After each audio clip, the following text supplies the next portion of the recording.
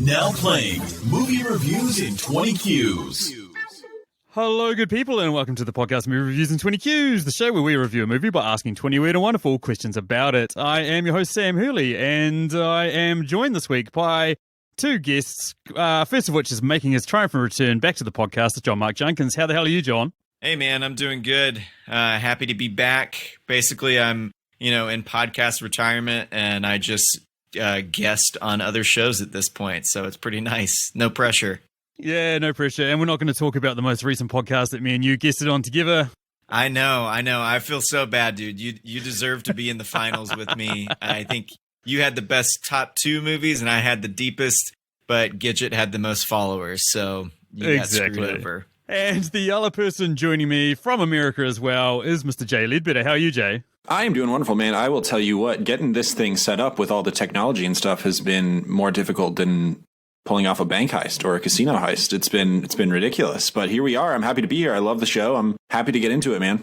Oh, awesome. Now, Jay, you picked this film. Any particular reason why you pushed for this one so hard? Well, I think this was something that John Mark and I both kind of tag teamed on. We were texting each other about, what movie we'd want to do. And we threw out mostly a bunch of like action movies, kind of adventure heist movies. And for some reason, I know this is John Mark's like one of his favorite movies of all time. And it's one that I had watched several months ago and was just reminded how much I loved it. And it's just a movie that I don't know how you don't enjoy. And so it's a perfect one to cover. So I'm pumped, man. Oh, yeah, Jay was nice enough to ask me my input, and we kind of collaborated a little bit. Yeah, it's a good pick. I was very, very happy to go back and rewatch this film. So if you out there, our dearest listeners that aren't actually planning on going to rewatching this or don't really remember what happened in the film, Jay, as a person who's seen it the most recently, you're going to hit us with a plot of the film. So what is the plot of the film Ocean's 11 there, Jay? All right, here we go. The plot of Ocean's 11. The film opens on the beautiful face of George Clooney in prison. He is trying to get out of prison early on good behavior, and he, talks his way, as he is apt to do, out of prison. And what do you do when you get out of prison? Obviously, you get revenge on the man who is now sleeping with your wife. And how do you do that? You rob the 3 casinos that he owns. And so he is now on this journey of revenge against the character played by Andy Garcia. And he needs to get his best possible team together to pull off an impossible heist. He gets a couple of older gentlemen for the money. He gets an explosives guy. He gets his best buddy Brad Pitt in there. He gets a con man with an inside into the casino world. He gets, 2 crazy Mormons for some reason. I don't know. Why not? They go on to attempt to rob these 3 casinos, and there's some personal drama that goes in when we kind of figure out what his real motivations behind the heists are, and then the heist happens, and you're entertained for 2 hours straight. Well done, man. That's probably the best plot we've ever had given on the show before. I was going to say, that was very, very thorough. Yeah, that was ridiculous.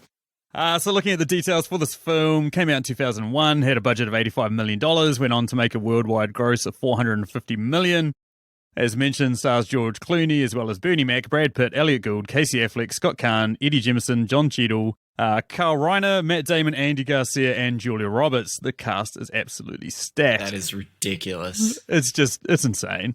Looking at the scores for this film, IMDb have it at 7.8 out of 10, Rotten Tomatoes have it at 82%, and then Metacritic at 74. And we normally give our score first on the show, but we're going to change it up a little bit. We're actually going to give our scores after the first question, which is the compliment sandwich, which is one thing good, one thing bad, and one thing good about this film. And then you can give your score overall out of 10,000 bites. So, John, why don't you lead us off? All right, so for my compliment sandwich, first up, it's just the coolest movie. Like, I texted Jay when we were talking about, what movie to settle on. And I think I said, the quote was, it's the moviest movie ever. It's something that you watch and just get sucked into, even if it's, typical movie, occasionally unbelievable or slightly illogical. But you're rolling with it the whole time. So you're just kind of like, yeah, this makes sense. I'll go with this. Sure. Yeah, that makes sense for the heist. And you never really question it, which is a pretty impressive move for a heist movie, that you're not really ever like considering the nitnoid details of how they're actually going to pull it off. And even though I just called it a quote unquote flick, which is a word I never use, it is discounted as like a fun movie or a movie star movie. But I think it's actually perfect.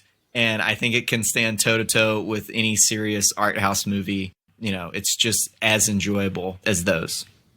For my, critique, I just said it's a perfect movie. So literally the only bad thing I can say is that Brad Pitt's suits have not aged well, particularly the suit that he's wearing in his opening scene when he's, teaching the Hollywood folks how to play poker. That's a bad suit. Yeah. But that's about all I can say to knock it, is that his particular wardrobe is not great. I have said for a very long time that late 90s, early 2000s fashion has aged it has aged the most poorly of any generation of fashion of all time. It all looks terrible. Anything from like The Matrix for the next 5 years looks like hot garbage. And almost every piece of culture during that 5-year period has aged very poorly. It's a miracle when you have a movie from like 1999 to 2002 that's like really great. So that's even more of a point in Ocean's 11's favor. 98 to 04, that year group of clothing is just god awful. And then as my last compliment, I just wanted to throw something. I kind of heaped a bunch of praise on it for my first one, so I want to give something that's a little underappreciated. David Holmes' score and the songs on the soundtrack are a really underappreciated aspect of not just this movie, but the sequels as well. I would even argue that his score in the next two movies is probably better than this first one. Fair enough.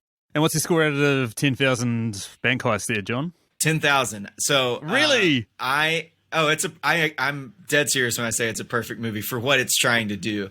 Fair enough, mate. What about you, Jay? What do you got?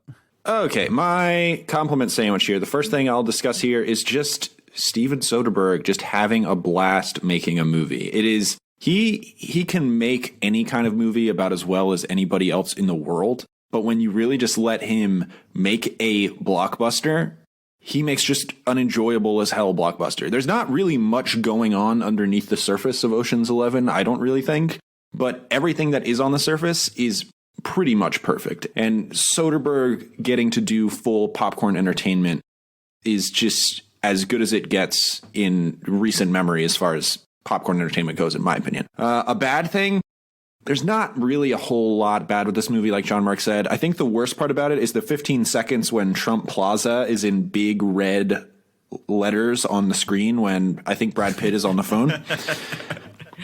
And then for the latter part of for the back end bread on my compliment sandwich, I had the music down as well, John Mark. So you kind of stole my thunder a little bit there, but I don't know that any movie, again, in recent memory has been enhanced as much by the music of this movie. It's so up-tempo and really plays to the pace of the film so perfectly and always keeps you engaged and always invested in what's going to happen next and always on the edge of your seat. So I think the music is a huge component of this movie. It's very playful. Yeah. It's very playful. Good points. And by the way, it was Clooney on the phone with Trump Plaza in the background. It's when he's talking to his... I apologize. He had zero plans to leave the state. Close. And what about a score out of 10,000 there, Jay? All right. Out of 10,000, I will give it 9,917 bank heists. Boom. Absolutely elite status. Yeah, 100%. I feel bad following that now. No, I mean, I like, similar to what you guys saying about how the score sort of touches well on the pacing of the film. That was the biggest part about this for me, was that even at 2 hours long, at no point did you feel it sort of like getting bogged down on one of the characters or one of the side plots or anything like that. It just keeps its pace really choppy, really upbeat. And it's kind of awesome in that they've got so many different characters in here and they all sort of get like a little bit of a time to shine, but they doesn't dwell on them for too long. Unfortunately, that is also my bad thing, is like, it's hard for me to find a negative with this.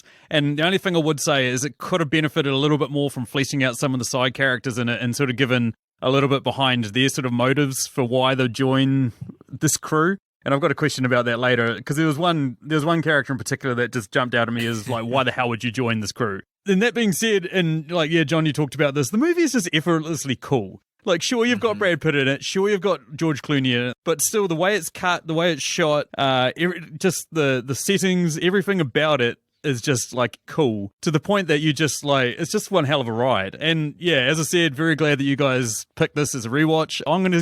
But don't think of it as high as you guys. I think I would probably give this a score of 9,012.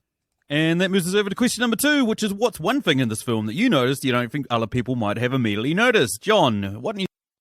So I kind of took this question a different way because maybe I'm just an idiot, but I've watched this movie countless times, and it was not until this rewatch that I realized Clooney squeezes past Brad Pitt at the bar when he's taking a break from the poker session with the Hollywood folks. I never knew that you could see Clooney in the frame when he's at the bar and he tells the bartender, like, I said I'm going to run away with your wife. Like, the next scene, Clooney is right behind him. And I had never noticed that until this time. So maybe the listener has seen that and I'm just an idiot, but I took that away and I wanted to highlight my stupidity. So fair enough. What about you, Jay? What's one thing in this film that you noticed you don't think other people might have immediately noticed? So the one thing that I just immediately noticed was the only reason that Scott Conn is in this movie, because there's not really a good reason to ever put Scott Conn in a movie. The only reason he is in this movie is because his dad, James Caan, was in Thief. And Thief rules, and James Caan rules, and that is 1,000% why Soderbergh put his son in this movie. Scott Conn on blast. No reason to put Scott Conn on a set either. Like, not just in a movie, but he's not an enjoyable person on set either. Well, neither was his dad, so that's a like father, like son situation. Yeah. Awesome. One for me, Steven Soderbergh was one of the bank robbers with Basher, one of the guys that was blowing into the vault. Ah. I didn't know that. Yeah, that was one of the things I noticed. The other one, too, is that when the Amazing Yen is doing his backflip, it looks like one of the detonators comes out of his pocket and like lands on the ground, which would have set off the laser beams, but hey, that's just getting a bit too OCD. Yeah, you don't need to examine the heist. This is not what that movie is for. That takes us over to question number 3, which is what deep philosophical debate arose in you during this film? Jay, why don't you lead us off? Okay, so this is, like I said, this is not the most thoughtful movie of all time necessarily. This is not going for deep themes. This is not trying to define humanity or the meaning of life. So my philosophical debate when I was watching this movie was, what was peak Brad Pitt hotness? Because look, Brad Pitt looks incredible in this movie, all right? He looks fantastic, but like John Mark was saying, his wardrobe is a disaster in this movie, so I don't think it can be this movie. And I don't know what the answer to the question is, but it has been twisting my brain in knots for 3 days since I've seen this movie. Interesting. What about you, John? As far as philosophical question or peak hot Brad Pitt? Oh, both, man. Have at it. Yeah, we're getting an extra question in, Jay. Is peak hot Brad Pitt the raw masculinity of Fight Club, perhaps, or is it the Ocean's movies because he's overcoming, he's putting a handicap to himself with the wardrobe, but still is exuding, just peak hotness. So maybe it is the Ocean's movies. Yeah. But as far as my philosophical question watching this movie, it was pretty simple. Am I cool? Because they're so cool, and it made me realize I'm probably not as cool as I think I am. And I just sat for a long time pondering if I've ever done anything actually cool. Oh, man. Yeah. You?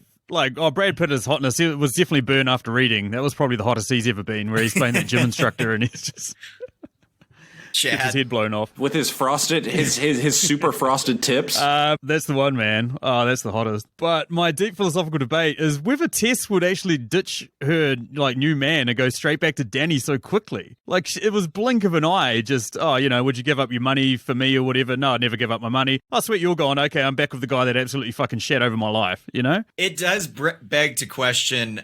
So it seemed like she was hurt. Danny got sent to prison, right? So that's why she divorced him. But then why such the wild swing from Danny's personality to Benedict? It's a valid question. I'll give you that. I've got more to say about her later, but that's all good.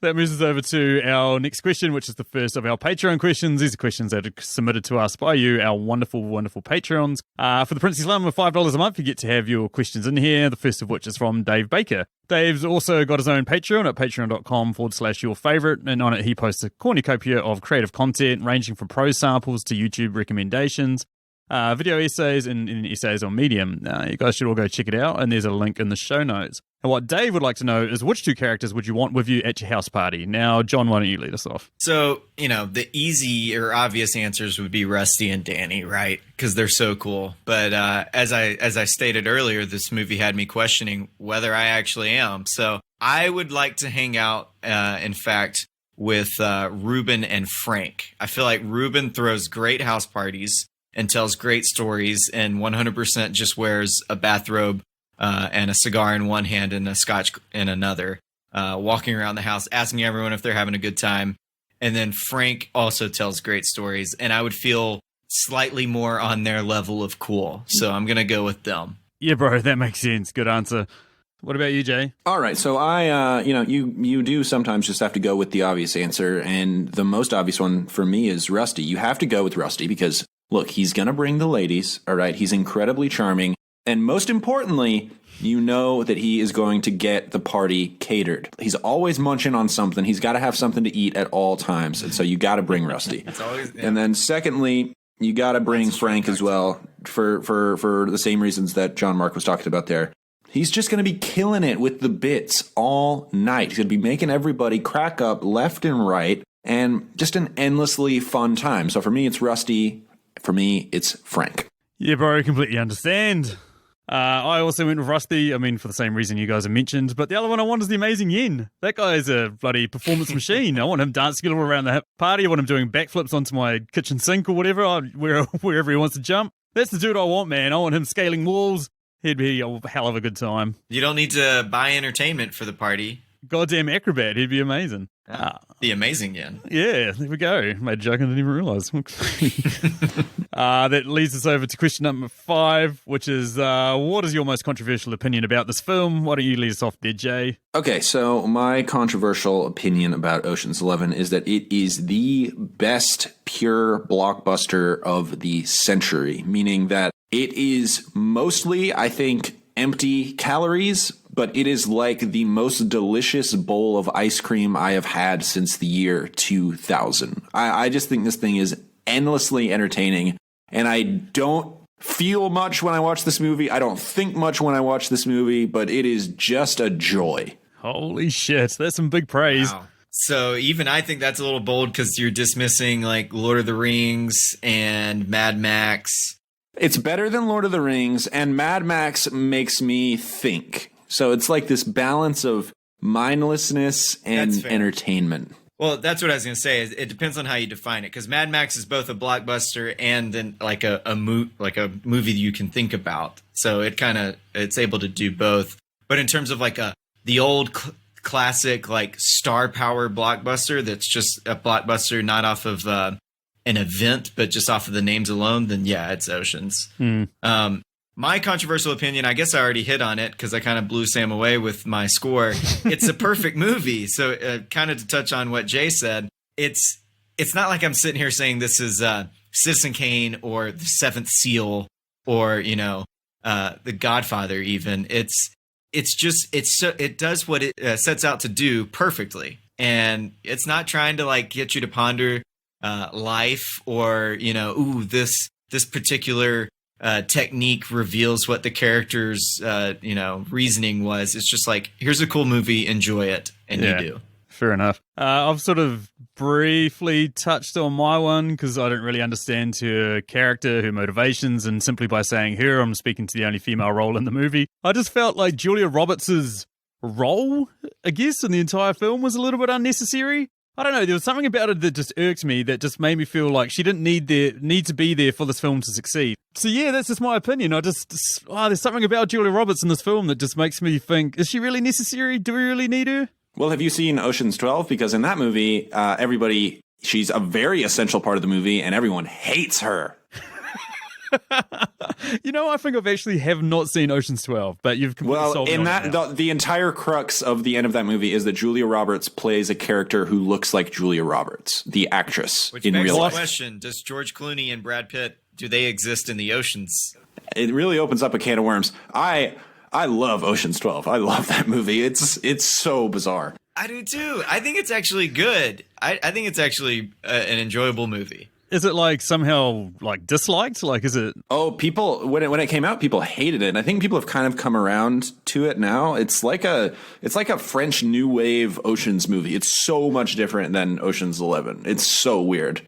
People really either like the conceit of Julia Roberts playing a character that looks like Julia Roberts, or they hate it and therefore hate the movie. So it's one or the other. I must admit, the whole conceit of the whole idea of Julia Roberts playing Julia Roberts does feel kind of tacky. You have to you either go with it or you don't. And if you vibe with Soderbergh just being like, I'm going to do whatever I want and have fun, then you're with it. And if you can't really get on its page, then I get it and you won't really like it. Fair enough. You just got to lean into it.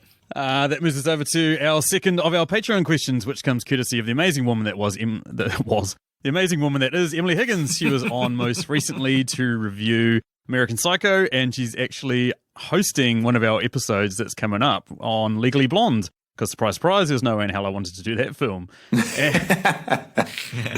And the question that she'd like to know is which side character from this film would make for their own awesome spin-off movie. Now, John, why don't you lead us off?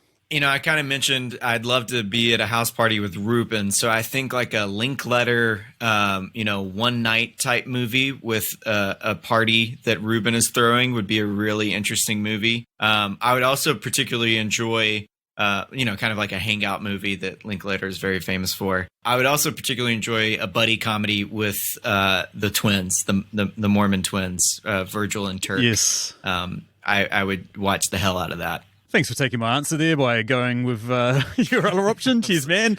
Yeah, I mean, that was basically my one, the Malloy brothers. I mean, we see them at the start. They're racing racing a truck against a goddamn remote control truck. So what about you, where Jay? did they get all their money? I don't know, but they've got just that little monster truck. That thing costs thousands of dollars easily, and they just run it over.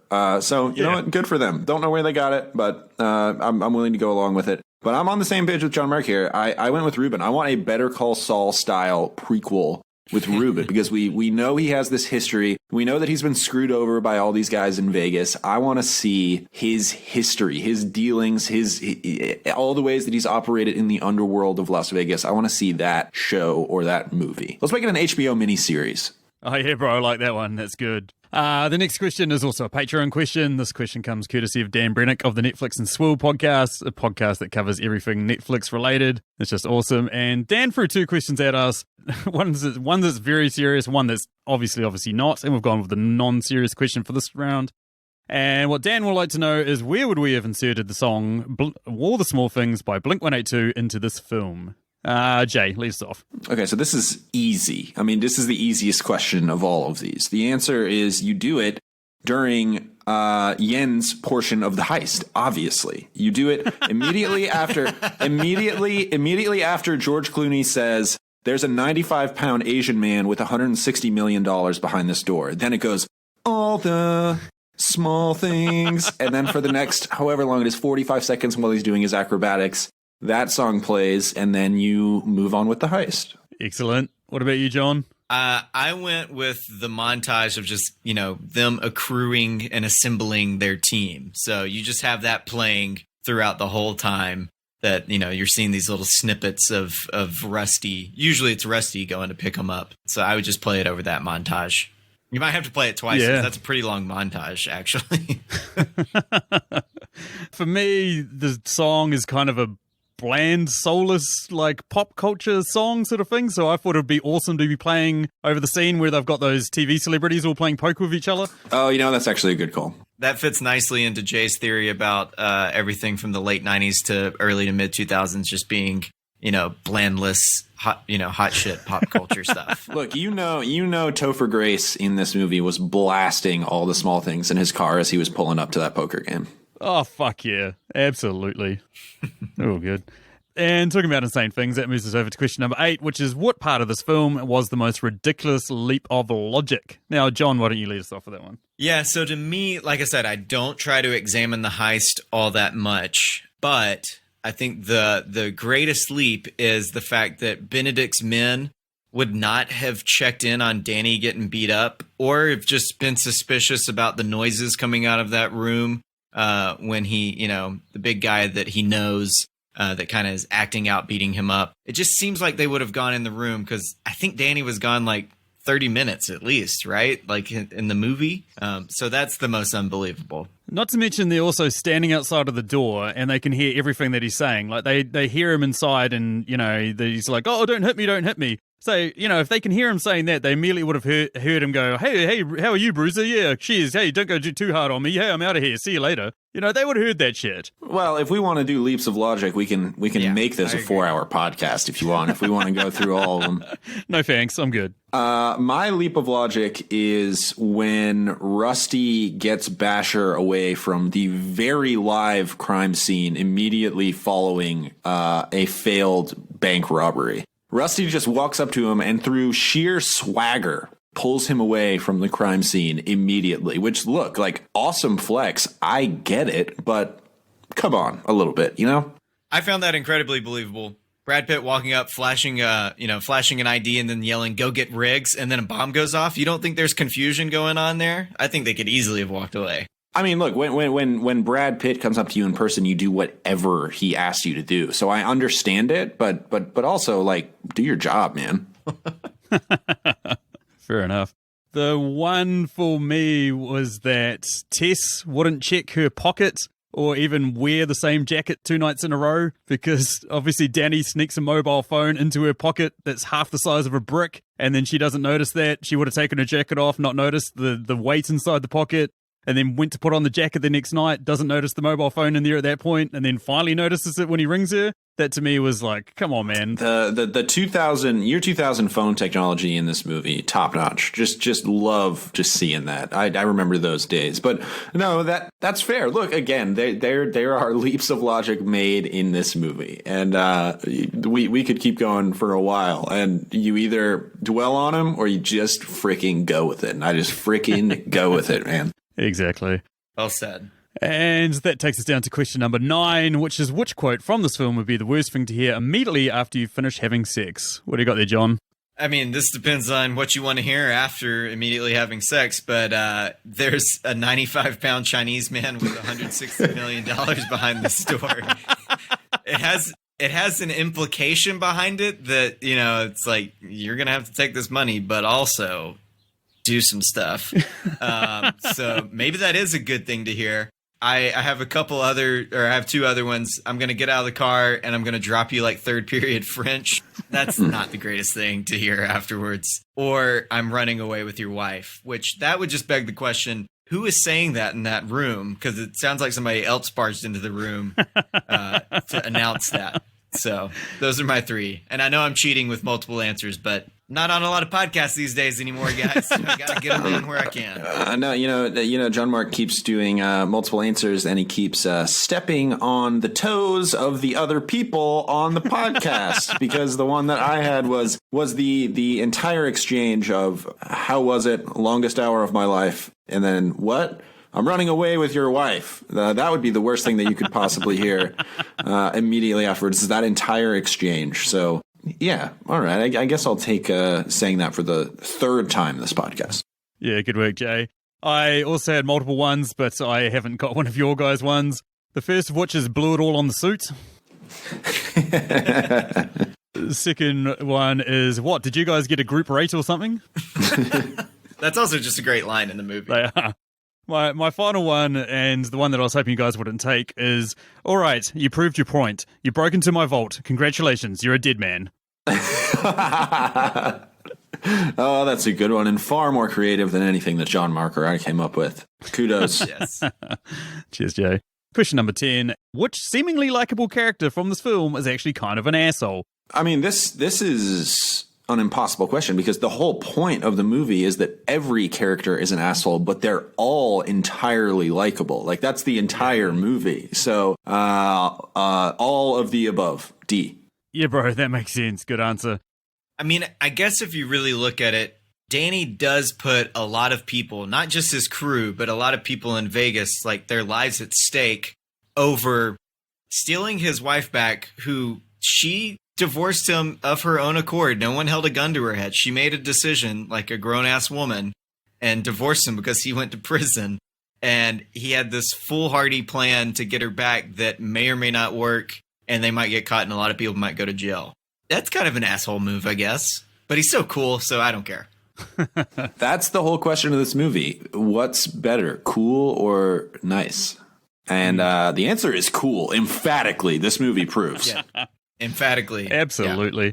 The one I had was Basher. And the reason why is because I lived in London for 6 years, and even still, after 6 years of living there, I still didn't understand Cockney slang. And what the fuck inspires this guy to come and start, like, spitting out Cockney slang at a bunch of Americans? Why the fuck would you do that? You speak English, man. You grew up in England. You know these people don't speak Cockney. What the fuck's your problem, dude? Let Don Cheadle do his thing, okay? They said to Don Cheadle, do whatever kind of weird Cockney bullshit you want to do in this movie. And he was like, all right, governor, I'll go ahead and do that then, innit? That's correct. He went for it. He really went for it. Poor old Don Cheadle. Anyway, that moves us over to our personal questions, which are questions that we've come up with while watching this film. The first to lead us off this week is John's. What do you got there, John? So my first question, when they go to Ruben's house and they're trying to get him to, bankroll them, and he initially turns them down and he says, but I always will owe you for the thing at the place. I appreciate it. And Rusty's response was, I had never been to Belize. And it just made me wonder, what do you think happened in Belize between Ruben, Rusty, and Danny? And for me, this was a very, I didn't understand why you asked this question. I thought it was abundantly clear. I thought it was very much implied that obviously there was a yacht heist on the coast of the Cayman Islands about 10 to 15 years ago. Obviously, I don't know how you didn't pick this up. It was supposed to be an easy deal. They were stealing a mound of cash from one of the guys that screwed Ruben on a casino deal in Vegas. And Rusty was kind of the leader there. He was kind of wheeling and dealing and getting to know everybody and figuring out exactly how this was going to get done. But what does Rusty love more than anything in the world?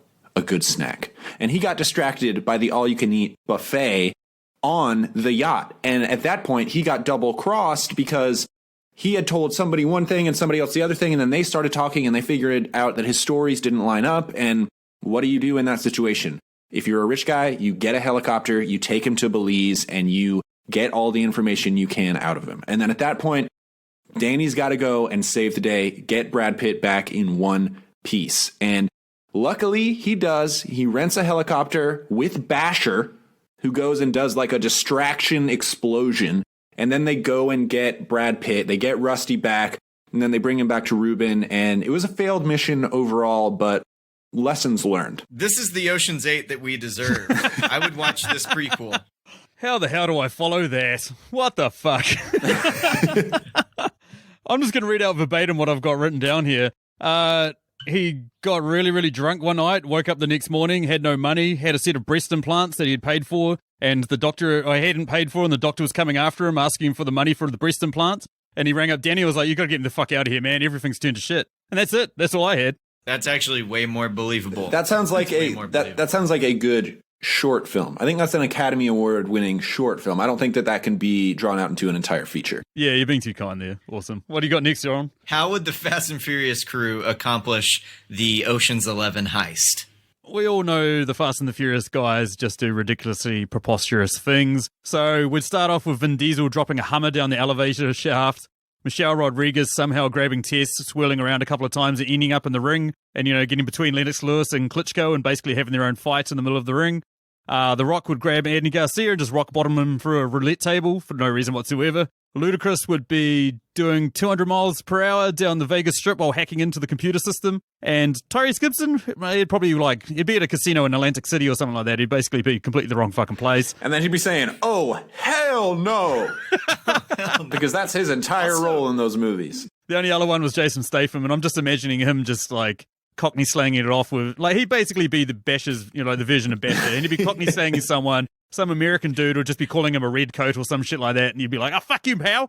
And then that's oi, governor, isn't it? That's the one. That's probably pretty accurate. That was a very good description. My version of this Fast and Furious movie is the Fast and Furious movies. They get more and more ridiculous every time, and they've gotten pretty ridiculous at this point. I'm imagining this as Fast 9 or Fast 10, and so we have to up the ante. And so it's been talked about on Twitter for years.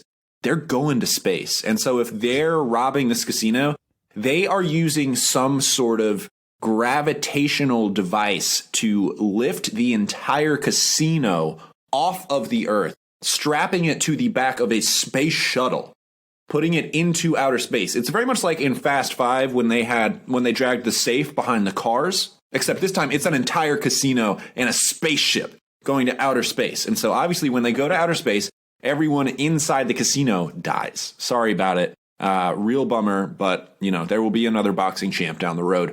And then Vin Diesel goes out in his spacesuit, and then they go out and they get all the money, and then they hug it out, because that's really what Fast and Furious is all about, is family. That's what family does.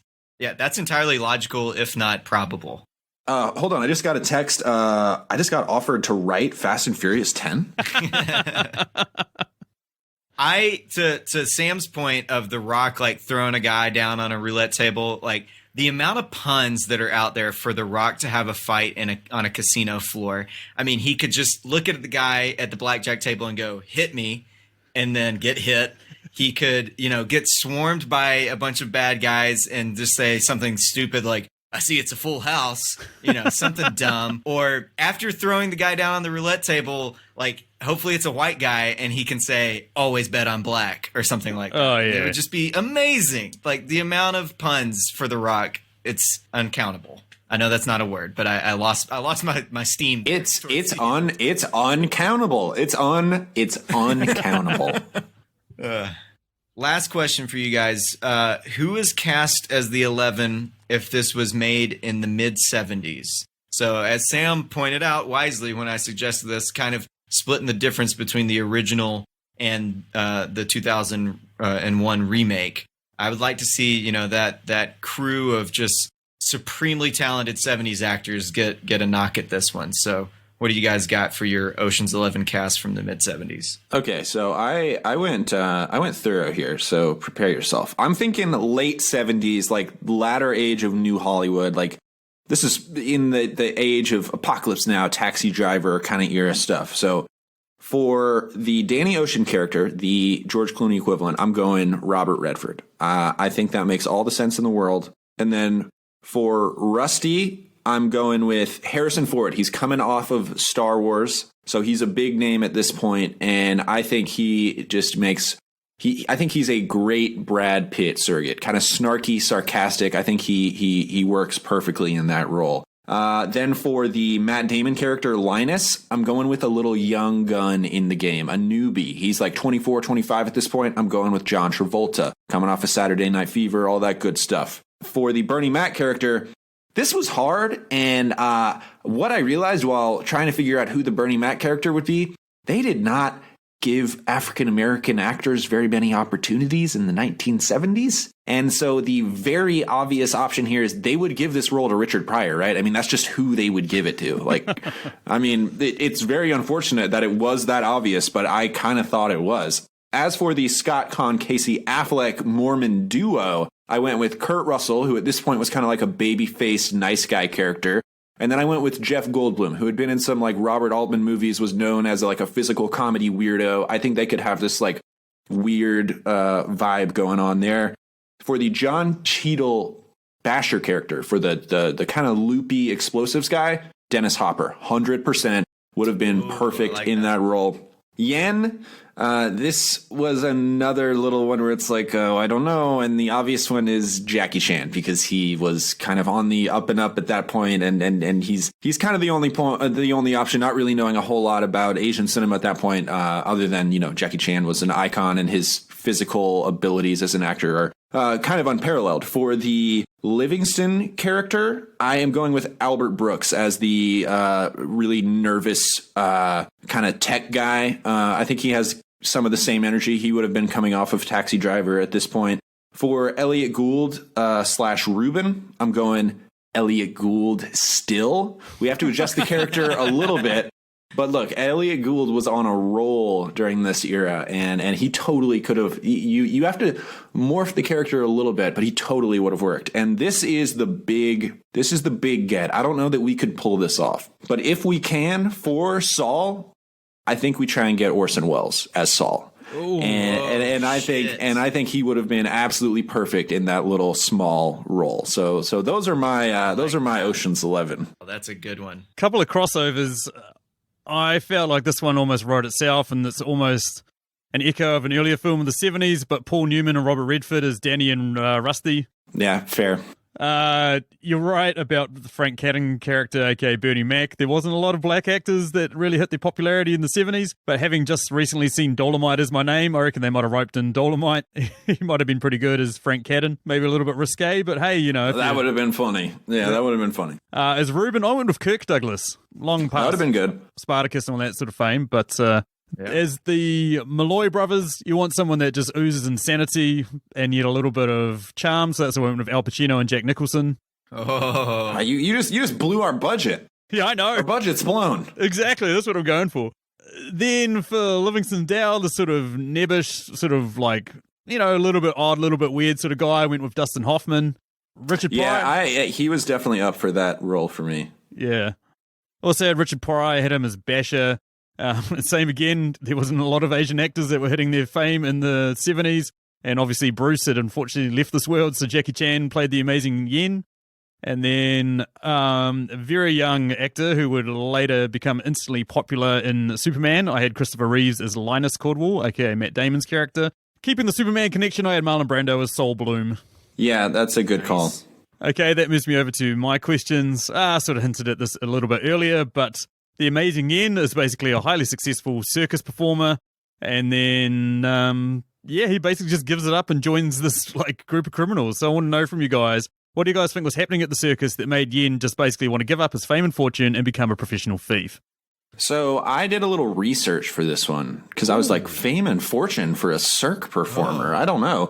The typical Cirque du Soleil performer, I looked it up. Their salaries are generally between $30,000 and $100,000 a year. So let's just go ahead and knock out fortune. All right. I mean, you're making $100,000. You're doing well, but he's looking more at the $50,000 range. So he's got a livable wage, but he's certainly not killing it. You know, he's not going down the Las Vegas Strip every night, paying for everybody's drinks. And so on that front, 1/11 of $160 million sounds pretty good. And as far as the fame goes, I mean, come on. This is just a falsehood that you're presenting to us here. This is an incorrect premise. He has neither fame nor fortune in this instance. And I get wanting to go to a life of crime. They're really exploiting his talents, and they're making the most of what he could possibly be. He's living up to his full potential. Oh, interesting argument. What do you got there, John? Same thing, and I ranted enough on my own question, so I'll just answer this question with another one, which is, does the circus pay well? And Jay already answered it, so we're good to go. It was just, for me, it just seems the most unusual, like everyone else is just, like they're sort of like, they are criminals, they're career criminals, this is what they do, this is what their modus operandi is, sort of thing, and then he's just like this random dude. And then as I was watching it, I started thinking to myself, maybe he doesn't actually know what's going on. Because as we see in the heist, he's outside and then they're all like, come inside if you want to do this heist, blah, blah, blah. And he just goes inside and maybe he's just following the pack. Because as we see inside, Brad Pitt has to basically talk to him in Chinese to explain to him exactly what's going on. And he's a bit like, oh, okay. And I sort of feel like he's almost, I don't know, like it's just, what is it? The psychological term, we just go along with people like a herd mentality sort of thing. You're just seeing everyone else doing it, so you're like, fuck it, I'll do it as well. I'll go on the other end of that argument. I feel like the circus is just a front. He's Batman, or I guess he's actually Robin. So this is actually a superhero prequel movie for the amazing Yen. Yeah, Yen is Robin, Jackie Chan is Batman, of course. Look at the shit we're pulling out of this. This is brilliant. I will say, we're Hollywood too. Then I know nobody's writing any scripts, right? Or they're at least not producing any movies. But listen to us if you want some ideas. I just want to point out with the Yen scene, that's one of the best lines in the movie when Clooney is watching it and he's thoroughly unimpressed and he just goes, I don't know, that doesn't look so. And then Yen does like a backflip on. It's just a perfectly timed line. I love it. Moves you on to my next question. As we discover in the film, Rusty, aka Brad Pitt, finds out about Tess, finds out that the whole job is kind of personal for Danny. And at that point, he has a serious sort of moral question. I want to know from you guys, what would you guys have done? Would you have accepted the fact that it was a little bit personal? Would you have left, or would you have kicked Danny off the heist? I would have. Danny's gone. Danny's out 100%. I say, bye-bye, Danny. You get 50% of your share. Thank you for leading a horse to water, but now you are out of this crew for now. This is irresponsible. You are a liability at this point. We'll give you a finder's fee, but we'll do everything that we put together, but you are now out of the group. He is acting pretty emotionally, and that's a problem when you're trying to commit a very, very intricate crime. So for me, he's out. Yeah, completely agree. I guess it depends on how far along you are in the planning, but it seems like they know what they're supposed to do at that point when Rusty finds out. So I kick him off, and if he pushes back like he did in the movie, I tell the rest of the team. And then he's gone. If he was kicked off the team, do you guys really think they would have been able to pull it off, though? Because he becomes an integral part. Well, really, his whole thing is just he has the connections with the Bruiser. I mean, that's really what his role ends up being. And I guess maybe you need that connection. Does it work without him? I don't know. But if I'm in the shoes of those guys as they're planning it, I kick him out. Will we fail? Very possibly. Now, to Sam's point, you could argue the heist fails if Danny isn't found out because he doesn't bring batteries, but Linus does. So Linus would have been fine on his own pulling off the heist. Interesting. Cool. Final question, something a bit stupid. Which one of the 11 do you guys reckon is a hardcore flat earther? I really like this question. It seems like it's definitely Ruben because he talks about in the second one, it's Ocean's 12, so it's not this one. But when they're talking about their losses with their investments, he's like, "Didn't you guys see the signs? I saw the signs." So it just seems like he's a flat earther to me. So for me, it's definitely Virgil. It's definitely Casey Affleck. He seems like he's got a screw or two loose in general. I don't really know why they chose him to be a part of the crew in the first place, other than that he'd be a fun character in a movie. Really, all he does is put balloons in front of a camera and distract people in a casino. Many people could do that, but he does seem a little unhinged, and I think he's up to some mysterious, weird stuff. I think he's over here telling me not to vaccinate my children and that the earth is flat. Now I wish I'd have gone with my second choice, which was going to be Turk. And that would have been a great pairing. Yeah. Twins. Good answer to these guys, and that moves us over to Jay's questions. What do you got there, Jay? All right, my first question is, obviously based off of this trilogy of films that we got from Steven Soderbergh, we got a sequel from Gary Ross just a couple years ago, I guess, Ocean's 8, which was, kind of a spin on this entire series. And in that film, Sandra Bullock's character is a member of the Ocean family. She is Danny Ocean's sister in the movie. On a scale of 1 to 10, how interested would you be in a team up of the Soderbergh and Sandra Bullock Oceans teams? I want to explain my answer before I give a number. I'm a huge fan of the Oceans trilogy. Did not particularly enjoy the Oceans 8 movie. I feel like they could have just done something a whole lot different with it. But I would just like to see more Oceans, specifically Danny and his crew. So the only answer to this is 11, right? And Ocean's 11, well done. Spinal Tap, wow. Ocean's 11, and it eclipsed the 1 to 10 scale. So that's the holy trifecta right there. But you're all in. Yeah, why not? Let's do it. We did 12, 13, and 8. Let's do... my question would be, what number do you give the sequel? That's a good question. Obviously, Bernie Mac can't be in it anymore. Unfortunately, R.I.P. Bernie Mac. You will be missed. It's an easy answer, guys. It's 21 because you're going back to Vegas. That's Blackjack, and it's the 8 plus 13 from the last Danny movie. So it's 21. Hollywood. Come on. Wow, we really are. We really are just breaking the industry right now. I can't believe the ideas that we are coming up with right now. The brain energy, the creative energy between the three of us is out of this world. Exactly. Similar to you, I was not a fan of the Sandra Bullock film whatsoever. And after rewatching this film and just seeing the utter charm, coolness, like the plot, the woven narratives, everything like that of this film, it made me realize how awesome this original Ocean's 11 was, and then made me remember how crap Ocean's 8 was. This, for me, is such a hard one to like answer because, like, yes, I'd like to see that movie, but at the same time, would I be excited about it? Would I be that, interested in it? Would I necessarily run out to see it on opening night? Probably not. So I'm probably a 6, just slightly over a 5, a 6. Yeah, about that. Yeah, for me, for me, this all revolves around, is Soderbergh attached? If Soderbergh's attached, I'm at a 9, and if he's not, I'm at like a 3. Like, I don't want any more Ocean's movies that don't have Steven Soderbergh directing them. So that's kind of where I'm at. My next question is this the honest to God best cast of any movie this century? Because it's a debate to be had. Yes.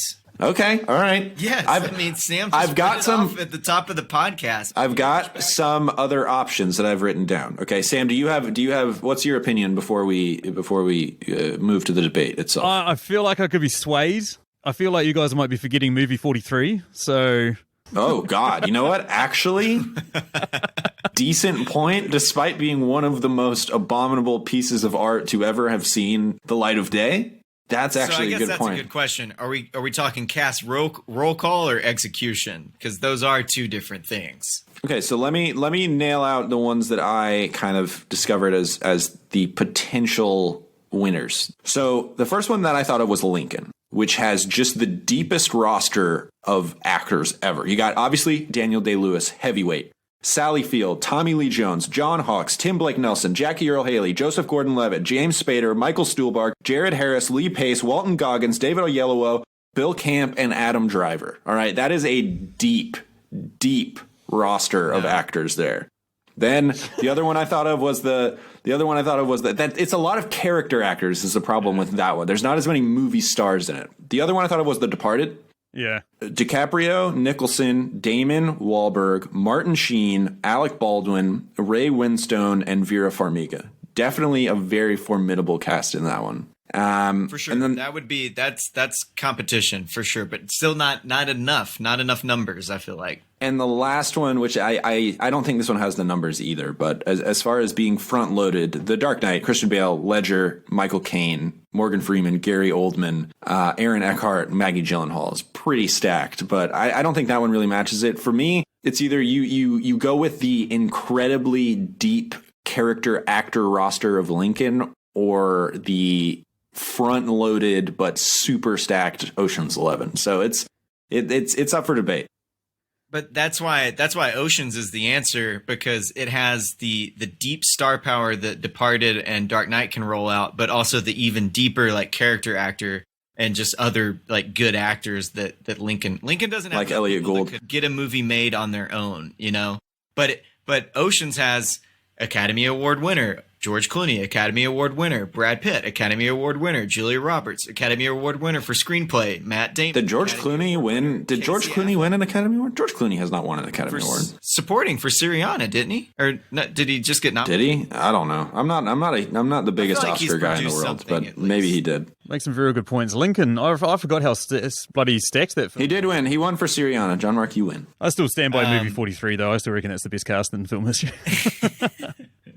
You know what? I'm going to look it up here, and we're going to run through the cast of movie 43, and we're going to see if that is, because it is very possible that is the best cast of this century. Your question was the cast. Yeah. Your question was the cast. And we're going to do it right now. All right, here we go. We have Dennis Quaid, Greg Kinnear, Common, Seth MacFarlane, Hugh Jackman, Kate Winslet, Liev Schreiber, Naomi Watts, Chris Pratt, Anna Faris, J.B. Smoove, Emma Stone, Richard Gere, Kate Bosworth, Jack McBrayer, Justin Long, Jason Sudeikis, Uma Thurman, Bobby Cannavale, Kristen Bell, Leslie Bibb, Katrina Bowden, Christopher Mintz-Plasse, Chloe Grace Moretz, Gerard Butler, Sean William Scott, Johnny Knoxville, Halle Berry, Stephen Merchant.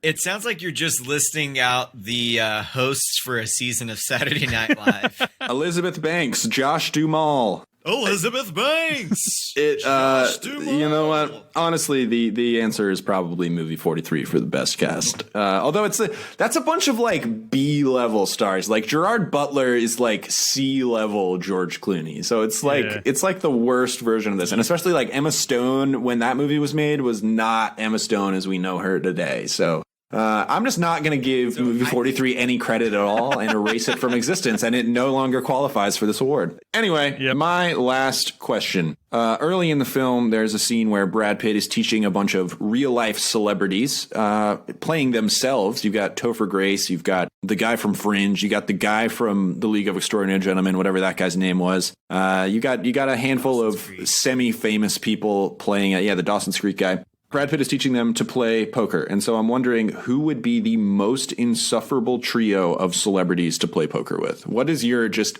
nightmare poker table? There was only one answer that immediately jumped to my head. So it's this one and this one alone. And then the other two are like, they would be kind of not fun. Ansel Elgort, not a fan of that. He just seems like a douchebag. He's not a good actor. Like Baby Driver is a good movie. And despite all his efforts to not make it a good movie. He seems too boring to be the pick here. He would just be like a dud of a poker player, not like actively annoying. I find him incredibly annoying because I don't know why. Like, why did we select this guy to be like one of the up-and-comers? The other two are people that I like their work, but I just feel like they'd be insufferable. Jennifer Lawrence and Joaquin Phoenix. I don't know if they're I good could hands. see that. Jennifer Lawrence, I remember when we were all in love with Jennifer Lawrence. Like we all just had the biggest crush on Jennifer Lawrence. And then she became kind of like a try-hard. We were like, you want us to love you. And that's not what I want out of a person. Like, did she stage the tripping up the... Exactly. Yeah. It was somewhere between, what was it, Winter's Bone and Hunger Games. It was one of the Hunger Games movies. He just went from being like, wow, this like woman has an amazing amount of talent to this is the most insufferable dickhead I've ever met in my life. She really did suffer from overexposure for sure. Yeah. Yeah. So, I mean, well, the obvious answer and the one we're going to skip would be Kevin Spacey, Harvey Weinstein, and Bill Cosby. I think that's... He went there. You know what? Sounds like a bad hang. I don't want any part of that. No, thank you. Yeah. Exactly. Yeah. That'd be horrendous. But, like, if I'm going personally, there's a couple of actors out there that just really just grind my gears. And it's kind of obvious for one of them. One of them, not so much. The other one, from all reputations, he's apparently a complete dickhead. The first of which is Bradley Cooper. I don't know why, but I just can't stand that guy. Whoa. I don't know. It seems nice. He's got a cute dog. Tell me something, girl. From what I've heard, He can sing. Yeah, from what I've heard, he's like quite a nice guy. Doesn't drink alcohol, but is... Oh, he sounds like a bore. Exactly. Sounds like a real snooze. I just find him. He's just Can't trust him. Can't trust him. He's just got that level of intensity that there's something about him just sort of irks me. The other one, her and her whole entire fake empire can disappear. That's Gwyneth Paltrow.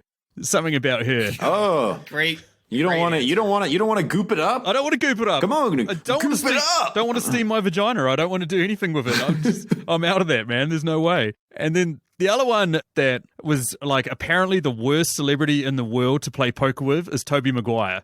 And that was the one of number one. Topher Grace. Topher Grace was playing Tobey Maguire. That was not a secret on set. He was supposed to be the Tobey Maguire surrogate because he looks like Tobey Maguire. Tobey Maguire energy, except Topher Grace actually seems kind of cool. The ones that I had down are Kanye, because the last person I ever want to play like a game of chance with is someone who feels entitled to win every single hand. No, thank you. Tom Cruise. I love Tom Cruise. This is the Jennifer Lawrence thing again here.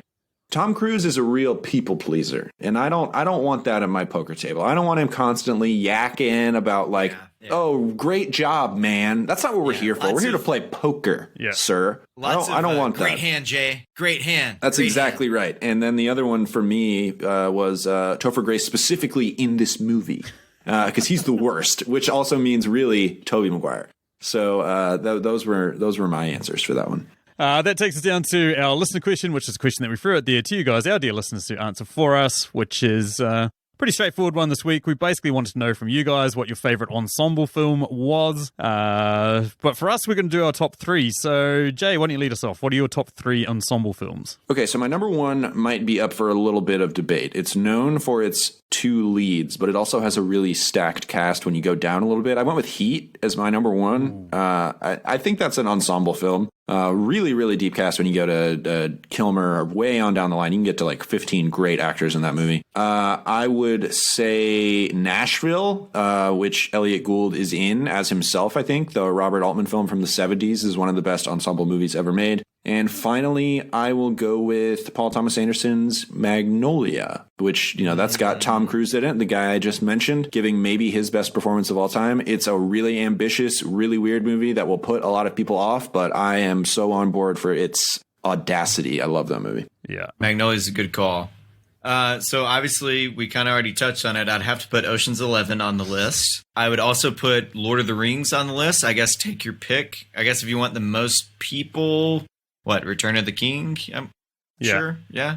And for my third answer for the ensemble, of course, I went with the multi-answer and just take your pick from The Godfather, Avengers Endgame, Network, Grand Budapest Hotel, and Apocalypse Now. Those are all great. Avengers Endgame might actually be the best cast of the... Sheer volume. Yeah. Sheer volume. But the thing that they can't do that the Ocean's 11 guys can do is carry a movie, get a movie made just by their name alone. Right. There aren't any real Clooneys. I mean, I guess you could maybe equate Clooney to Downey Jr., but there's no Pitt in the Avengers movie, right? What are your three, Sam?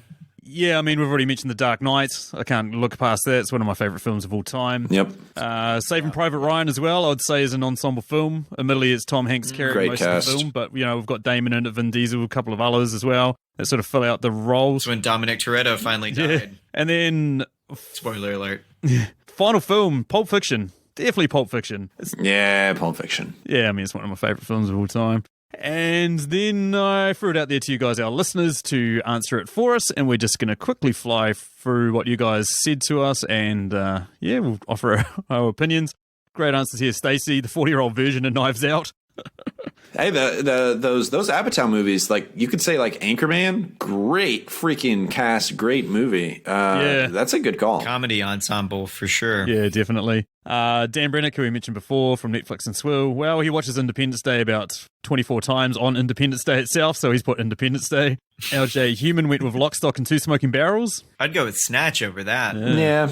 Emily Higgins from the Tasters podcast we mentioned before said Drop Dead Gorgeous. It stars Kirstie Alley, Denise Richards, Kirsten Dunst, Amy Adams' first role, Brittany Murphy, Alan Barkin, and Alison Janney. It's the Ocean's 11 of important ladies. Hey, that's a great cast, a movie I have not seen. So maybe I'll have to go check it out now. Yeah, sold us on that one, Emily. Taram Holick coming in with For Ragnarok. And Abigail Noel coming in real hot with Avengers Endgame, Tropic Thunder, Knives Out, and the 1985 Clue, 12 Years a Slave, too many to name. So right, Abigail. Hendo from the Movie Journey podcast said, how can you go past the insane lineup that is the Grand Budapest Hotel? That's a good one. The Wes Anderson one's the Royal Tenenbaums as well was one that I definitely considered because that one's got Gene freaking Hackman. What a stud. The Wes Anderson movies, they've all got loaded casts. Yeah. I mean, it's Grand Budapest was loaded anyways, and then the Secret Key Society montage just throws in Bill Murray and a bunch of other folks. So. Yeah. Liz went with This Is the End. Renegade went with The Departed, so there we go, popping up again. Yep. Nick went with Get on the Bus, but directed by Spike Lee. Now, this is a film I hadn't even seen, and then I looked it up, and it's pretty much every black actor from the 90s is in this film. It's pretty phenomenal. Well, yeah, the movie I have not seen either. Same. Need to check it out.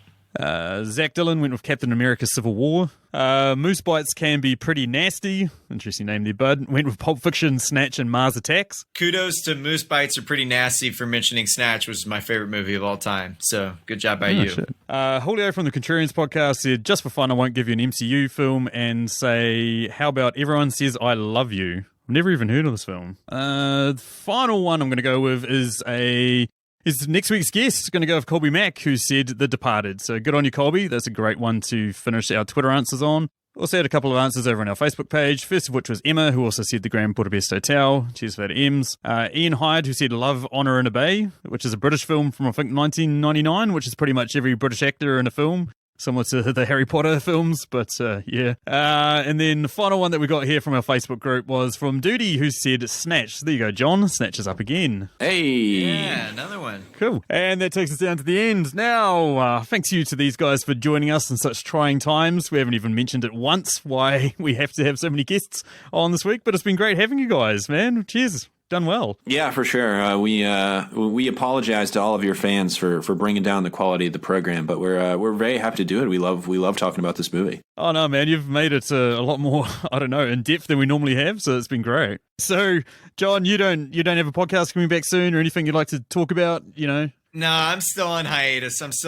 But if you want to go check the backlog of junk about movies, have at it. But I will say, to plug a future episode of Extra Film, while we were toiling through the technical delays, I feel like that's the only reason he asked me. Jay was like, hey, you want to be on an episode of our Altman series? So you can listen to me. The next time you'll be able to hear me is on So I Married a Movie Geek, the finals for the 2000s fantasy movie draft. So vote for me and listen to that. Great podcast. And then you'll catch me sometime in May, I believe, of the InSession Podcast Network for Long Goodbye, I believe. The Long Goodbye. That is the plan as of now. As for me, yes. I do have an active podcast. It is called InSession Film. So go to whatever your podcatcher of choice is and search InSession Film. I host the Extra Film podcast there every single week where we go over some indies and classics and stuff. And right now, there's no movies in movie theaters. So we have to go back and do a retro series. So we are currently about to embark on a journey covering the films of Robert Altman. We're going to cover, I think, 10 Robert Altman films, and I'm very excited about that. So if you want to maybe do a watch along or just hear about some of the greatest movies of all time, listen to our podcast. That's InSession Film, and go to the website, insessionfilm.com, to read a bunch of reviews and all that fun junk, and follow InSession Film on Twitter and Instagram and yada, yada, yada, blah, blah, blah. I'll have links in the show notes below for anyone to find your awesome show. So yeah, cheers again for joining us. If anyone out there that's listening and wants to get a hold of us, you can find us on Twitter at Movie Reviews In, but fuck Twitter at the moment. You can find us on Facebook at facebook.com/Movie Reviews in 20 Qs, and you can send us an email at mritqs@gmail.com. And yeah, that takes us down to the end. Thank you again, everyone, for listening. Thanks from me. Thanks, guys. Bye.